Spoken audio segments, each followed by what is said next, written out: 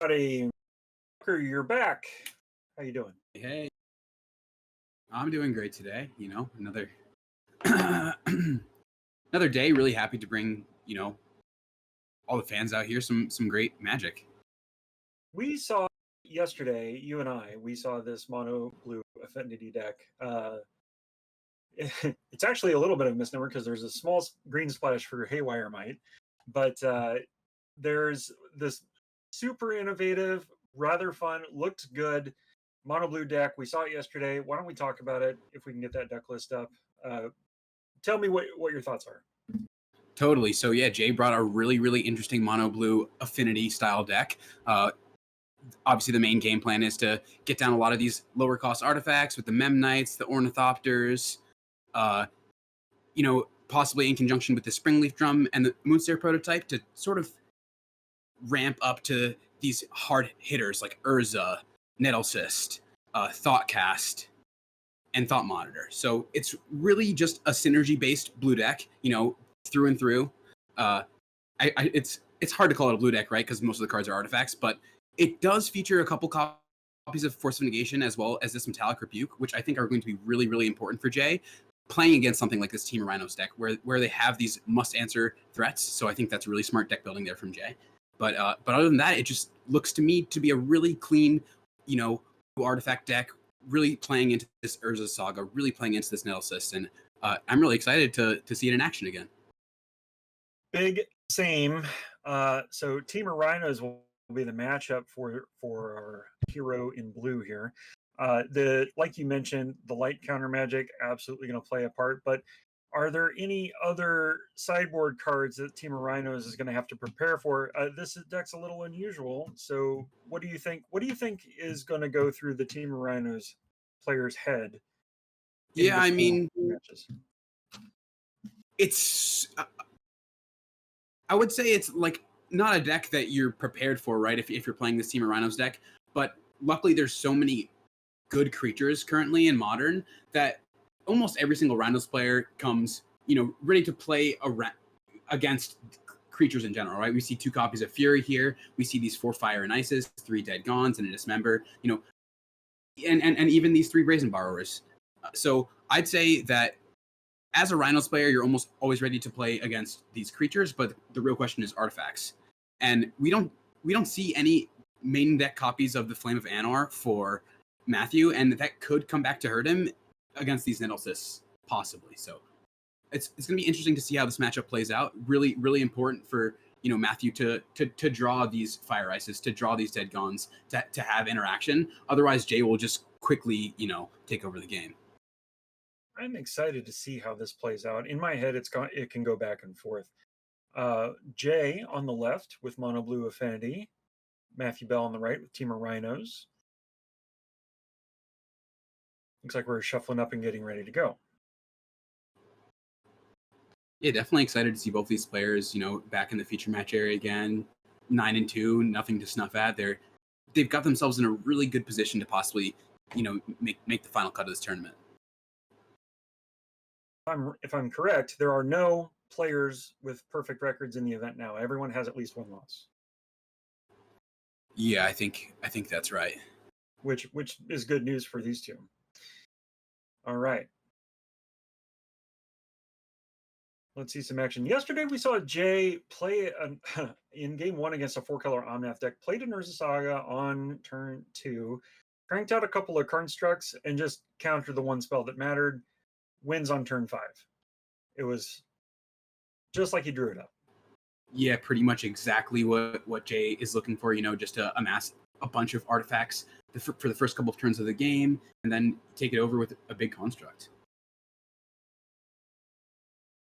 So I think the question is, this deck, it plays better with a Saga, and we've got one. Urza Saga turn 1 for JS is going to put down a Springleaf Drum. And an Ornithopter. And something else. Moonsnare prototype. Exceptional start here from Jay. Exactly the sort of thing that he's looking for if he wants to, compete with the power that Temur Rhinos can bring to the table on turn 3. Apologies if you were watching yesterday, but I mentioned that I used to say when Affinity played 4 cards on the first turn, I would always lose. So let's see if that holds. My prediction has never been wrong, but let's see. Matthew Bell, turn 2. Yeah, if you lose when Affinity plays 4 cards, how about 5? Jay says, I don't really need these cards in my hand. I'm just going to get as many of them out as quickly as possible. And right now, just on board, Jay has enough mana to activate this Urza Saga. Yeah, it doesn't even need a follow-up plan, though I think he does have one. Matthew Bell fetching. Yeah, this is looking like an ice to tap down the Urza Saga, which is really heads up for Matthew, in the upkeep before the extra counter is placed on it, so that Jay doesn't even have an opportunity to make any constructs. So really smart play here from Matthew. Oh, that's great. Love it when players are acutely aware of what's going on with their opponent's board. So we drew. Now the Saga ticks up after it's been tapped. Jay says, I'm going to hang on just a second while you finish resolving your stuff.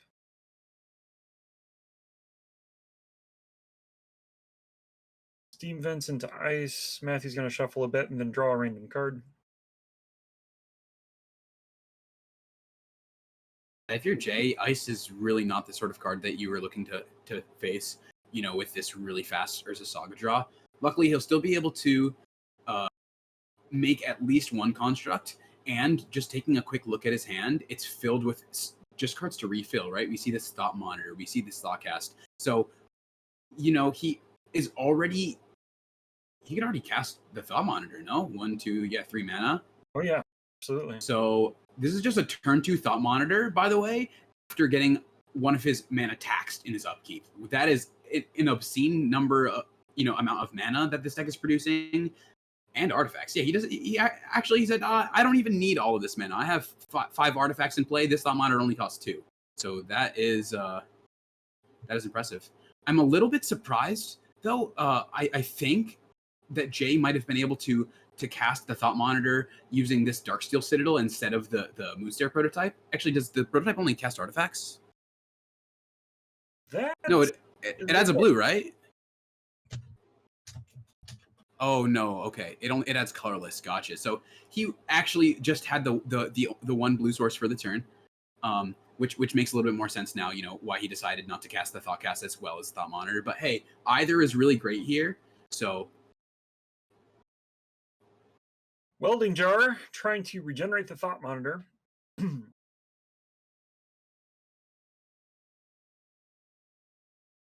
Ornithopter, unfortunately, still eats it. Follow up with the Shardless Agent. Here's the Cascade. Matthew Bell is doing the thing. Really great here for Matthew, having this answer to some creatures in play. It might not have killed the Thought Monitor, but it did really, lower Jay's artifact count, which is really, really important. And then having the follow-up Shardless Agent is basically perfect for him.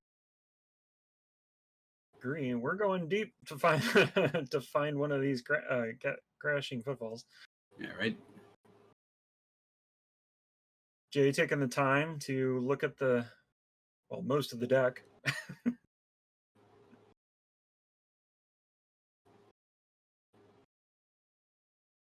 There we go. So now Bell with 10 power on the battlefield, and he'll get those tokens in a second. Jay with just the Thought Monitor, but the Saga threatens a Construct, and Construct could eventually be bigger than a Rhino.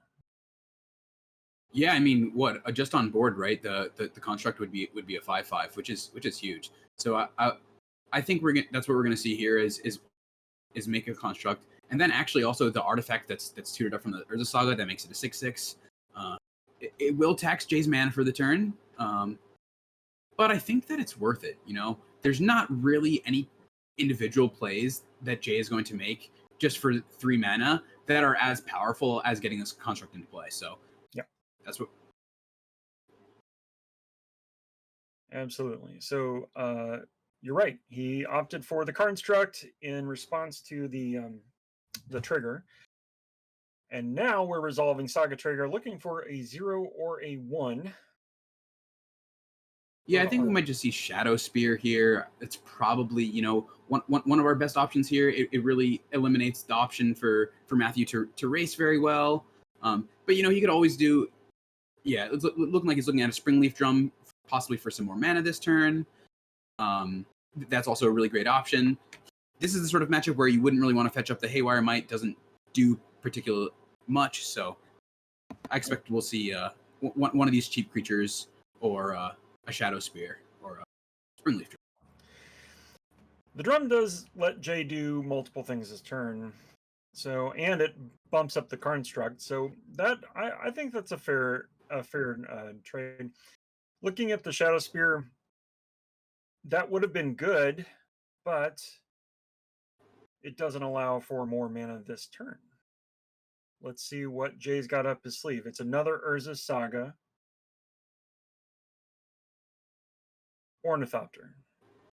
Using that Springleaf Drum for a Thoughtcast. How do you feel about Matthew Force of Negation, the Thoughtcast here?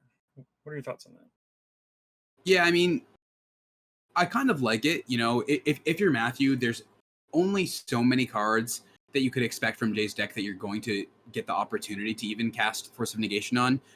Just looking at Jay's list, I'd say the only other card that you'd really even want to cast it on would maybe be Nettlecyst.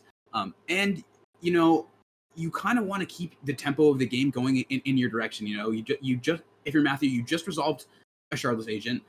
Your board state is pretty big, but at the end of the day, Matthew can't beat this construct if he doesn't have something for it. So construct currently is a 8/8.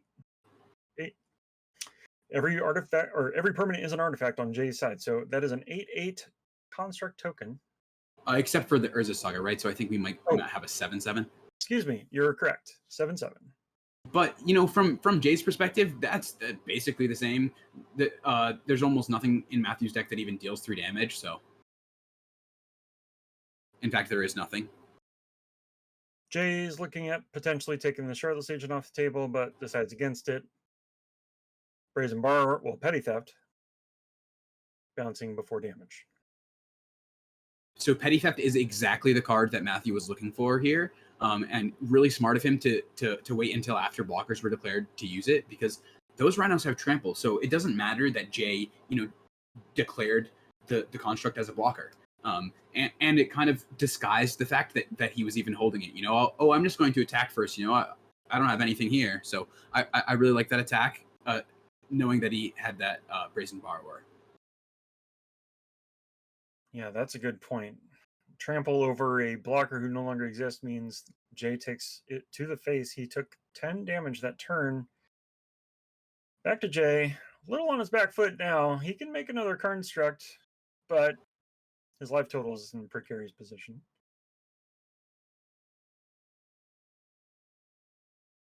Yeah, taking a big hit there for Jay, not the greatest. But luckily, this time he will be able to make an effective entire 2 constructs with this Urza Saga, and now he could fetch up the Shadow Spear. So if Matthew doesn't have another copy of Brazen Borrower, or something like a Fire Ice to tap down the token, or a Dead Gaunt to bounce it, he could just lose the game essentially on this following turn, because the construct is even bigger now this turn than it was going to be the previous turn, right? Because end of turn Jay makes a token, or during combat, however, and then on his draw step he makes another token, so that's 2 additional artifacts, an artifact from the saga coming into play. These constructs are going to be, by my count, at least 9/9s, 10/10s. So Matthew is still, he might have the current advantage seemingly on this board state. He's got these 4/4 Rhinos. Jay doesn't have very much, but if he doesn't have an answer for another one of these constructs, I don't know if he can win the game. We're about to find out. Matthew serving with all 3 creatures. Jay's going to respond, of course. Looks like we're making a construct prior to blocks. It's going for it. Token enters. Does Matthew have something relevant before blockers, or even after? I mean, here again, if you're Matthew, you certainly want to wait, right? Because these Rhinos have trample. But if you're Jay and you know that that's a possibility, you could say, well, I might want to just block your Shardless Agent. So that even if you decide to bounce my token afterwards, I'll take a little bit less damage. But I understand, not wanting to leave yourself susceptible to just dying to Fire and Ice on the spot. But I can't. The riskier block is not too bad in my mind. You get to stick around with this Thought Monitor. You're going to be gaining a bunch of life on this following turn, anyways, by my count, right? Because we've seen that Matthew did not have an answer for the construct as a blocker, so it would greatly surprise me if he happened to have an answer for it as an attacker. So draw step, Ursa Saga ticks up to 3. Jay's going to respond by making another token.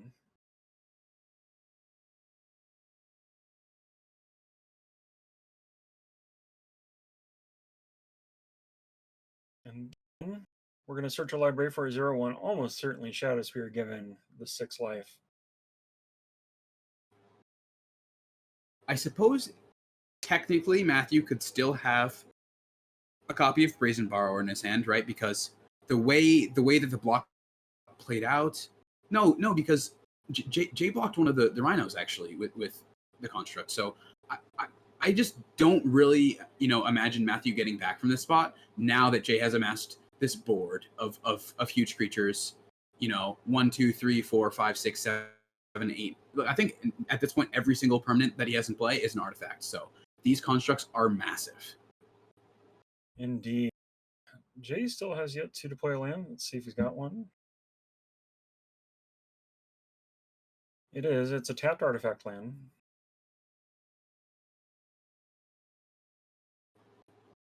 Jay's wondering how wrong this can go. He has to use a Springleaf Drum, which uses a potential blocker for next turn to suit up this Shadow Spear. Luckily for him, it looks like it's just gonna work. So, yeah, I think that this attack basically ends the game for Jay. I don't think he could possibly lose from this spot any longer. Matthew would need two string of far too many a string of removal spells to even crawl back and beyond lethal threats with the Shadow Spear. So we would need Matthew to draw a Brazen Borrower or a Dead Gun right here, and then draw one the following turn, which is possible. We've all been there. That was the end of game 1, sort of handshake. Matthew Bell concedes to Jay, and those sagas, they are so good in this deck. Holy cow. Yeah, that was like the respect handshake. Like, I have not played against any, mono blue Affinity in a while, so he was just feeling it. He was like, that was nice. A nice Ursa Saga beatdown from an unlikely deck. Yep, 9-2. Let's take a peek at Jay's deck list one more time for people who haven't seen it. He's got some interesting ones. How do you think he's going to lean into the sideboarding against Rhinos here? What is going to matter? Yeah, I mean, for Jay, as I said last time he covered his match, the Affinity deck that he's playing really wants to stick to its major game plan, basically always, right? You have to keep this big density of artifacts with Memnite, Ornithopter, Springleaf Drum, Moonstare prototype in your deck to be able to function. So I doubt he's going to bring in too many cards. We'll probably see this extra copy of Force of Negation. But beyond that, it doesn't look like there's anything in his sideboard that is too effective. Here, I don't know what Soulless Jailer does, so we've got a reader over here. Permanent cards in graveyards can't enter the battlefield. Players can't cast non-creature spells from graveyards or exile. So that is probably his tech for this matchup. Just reading it, right? Because it means that or wait, no. Cascade, yeah, it is exile, right? Yes. Yeah, Soulless Jailer plays real well against the Living End, against Crushing Footfalls. Yeah, I mean, and yeah, against Living End, against Crashing Footfall, that's really a really nice piece of tech. I'm surprised this is my first time seeing that card, but I guess there's not too many strategies that would really want to use it in Modern. But I think that's a really, really smart one for Jay to have included in this weekend, and probably a good reason why he's been doing so well in a field full of these Temur Rhinos deck, in a a field full of these living in decks. So that card's cool. I wish it had art that wasn't so scary on it. My gosh. Let's go. Let's go back to the match and try to parse out exactly how Jay's going to add in. So you're saying up to three jailers and the additional counter magic. Yeah, definitely all three jailers. That these are the sort of matchups that it's in his deck for. And then the Force of Negation obviously also counters the Rhinos. Might as well bring it in. I'm sure there's some cards that he could use less, like Haywire Might doesn't seem particularly effective to me in this matchup. I could see possibly shaving the Ginger Brute. Pithing Needle doesn't have very many cards to name, so that's kind of an easy one to take out. And then maybe something like shave a Memnite, shave an Ornithopter. I'm sure he has a better idea of exactly what he feels comfortable taking out. But I'd assume it's something like that. Okay. Those main deck Silver Bullets are really good against other decks, but not exactly useful here, so it makes sense to swap all those out. And from Matthew's side, he has a lot of good interaction in his main deck already with the Dead Gons, with the Fire Ice, with the Dismember, but he does not have very many cards that interact profitably with these constructs. As we saw in that last game, he can only really bounce it with the Brazen Borrows and the Dead Gons. So these Flame of Anars are going to come in like basically the best possible card he could have, right? It could deal 5 damage to some creature that's not an artifact, possibly like an Urza. Also has the mode of killing the construct outright. If he happens to have his one of Mutavault, he could do both with it. So he's really going to try to be leaning on those Flame of Anars as an additional answer to constructs, so to not get overrun. And it happens to line up really well, against the Soulless Jailers as well, which I don't know if Matthew, knows Jay's deck list very well or knows that that's a card that he's going to be facing against. But having an answer for that is going to be extremely important for him. I agree. Players are getting ready to go to game 2. Matthew Bell down a game, will choose to play. Both players looking at a bunch of Magic cards. I see a lot of lands in Jay's hand. Matthew, of course, chooses whether or not to mulligan first, as he is on the play. And he is elected to mulligan. Is Jay keeping that, or is he tanking? Yeah, I mean, it's a 4-land hand. One of them is Otawara. I think that's why we're seeing consideration here, as well as, Urza being one of the spells in this hand. So from Jay's perspective, he's thinking like, how important is it for me in this matchup to really, get these low to the ground draws where I'm exploding with a bunch of artifacts? Like, can I just take my time and play this turn 3 or turn 4 Urza? Like, will that be good enough for me to defeat Matthew? And I'm not sure. I think I might have, leaned towards taking a mulligan. I know that, Matthew's deck has a lot, or I shouldn't say a lot, but has a good number of these removal spells that would be decent against Jay's, faster draws. But I don't know if that is a good enough reason to keep a hand that, from the looks of it, is effectively not doing anything very impactful for the first 2-3 turns of the game. Jay says, I have faith, and he's fist pumping against the mulligan, at least in his head. Spire of Industry taps for Springleaf Drum and a pass. Matthew has to be relieved that he did not see Urza Saga turn 1. Yeah, I mean, I think Jay even has the Urza Saga in his hand, but this game, since he doesn't have, these Ornithopters, he doesn't have these Springleaf Drums, he's opting to play it a little bit slower. We'll probably see the Urza Saga, on this turn 2 or on turn 3, and have him just take his time a little bit more this game.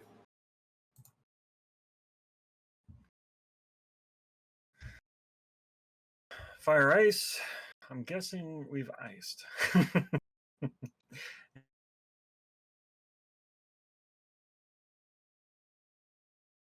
Going for turn 2, plays a tapped artifact land.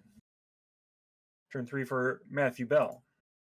Matthew has to be super happy that the way this game is shaping up after his mulligan.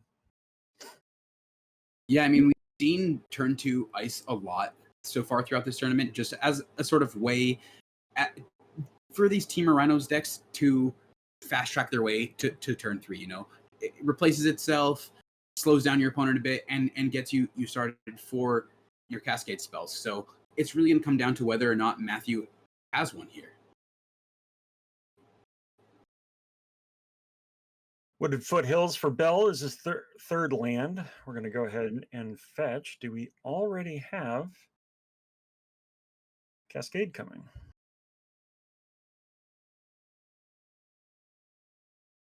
All right, I got a minor story that's really relevant here, and I'm going to tell you quick. That is that, like 6 years ago, I was having or 7 years ago, I was having a conversation with somebody who worked at R&D.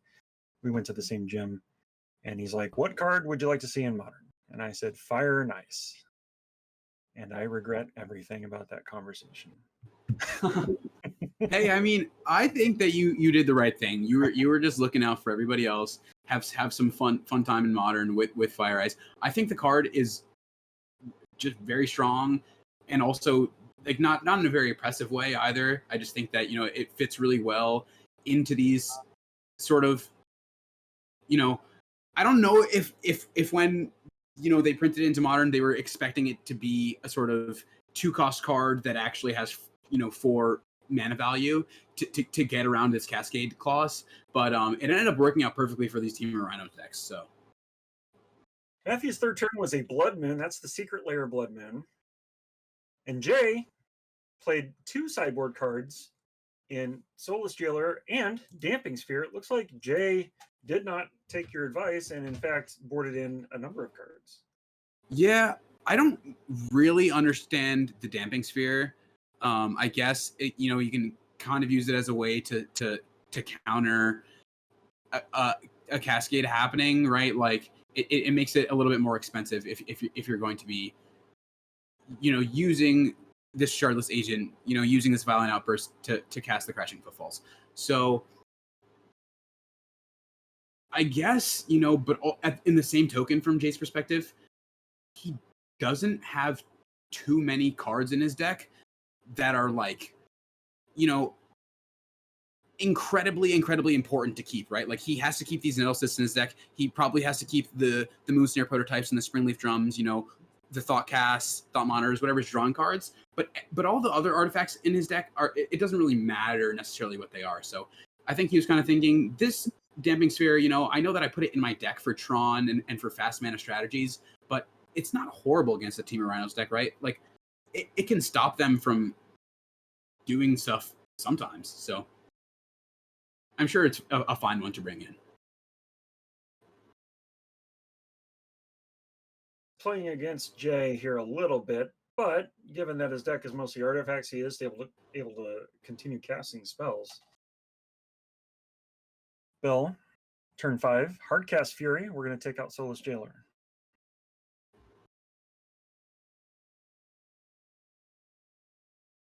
Yeah, I mean, now Jay can start to be a little bit scared of the possibility of some Rhinos showing up.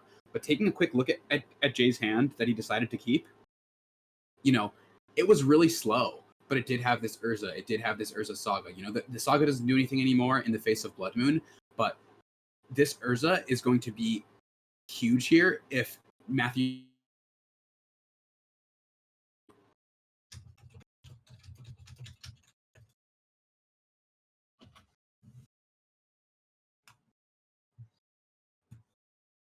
All right, let's see. 5th turn from Jay is... Looks like a Nettlecyst. Nettlecyst. So I think that I like this from Jay. He has decided that if Matthew has a removal spell, he probably has to use it on whatever threat he decides to play this turn. So instead of just, you know, playing this Urza and it being susceptible to to something that Matthew could have to kill it. He decides, Nettlecyst still really strong here on a board like this, and also I don't really care if it gets killed because the germ is just a germ token. The Nettlecyst stays around, and then on the following turn he could follow it up with something like an Urza, have an extra threat in play to equip this Nettlecyst to, and have just multiple creatures. So I really like this play here from Jay. Same. Bell for his 6th turn starts with a land deep in the tank and passes the turn back to Jay.